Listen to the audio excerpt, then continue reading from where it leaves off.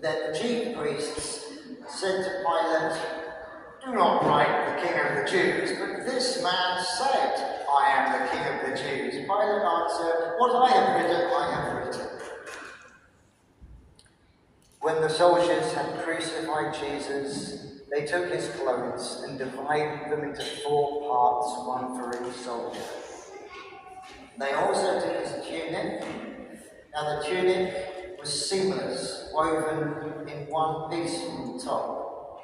So they said to one another, "Let's not tear it, but cast lots for it to see who will get it." This was to fulfill what the scripture says.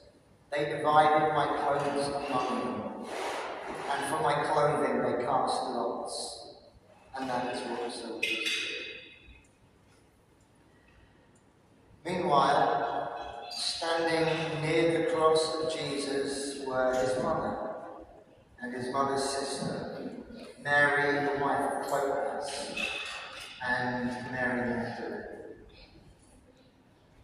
When Jesus saw his mother and the disciple whom he loved standing beside her, he said to his mother, "Woman, here is your son."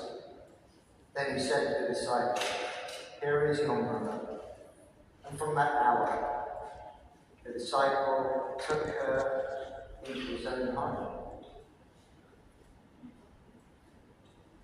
After this, when Jesus knew that all was now finished, he said, in order to fulfill the scripture, "I am thirsty."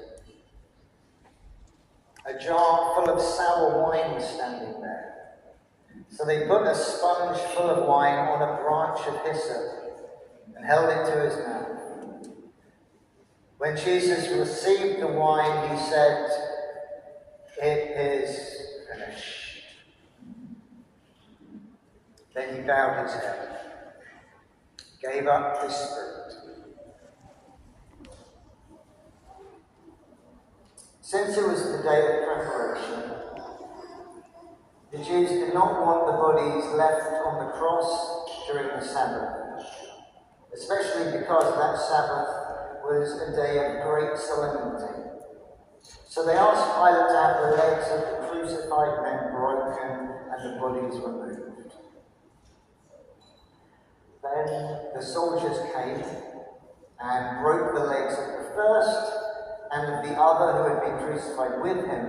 And when they came to Jesus, they saw that he was already dead. They did not break his legs. Instead, the soldier pierced his side with a spear, and at once blood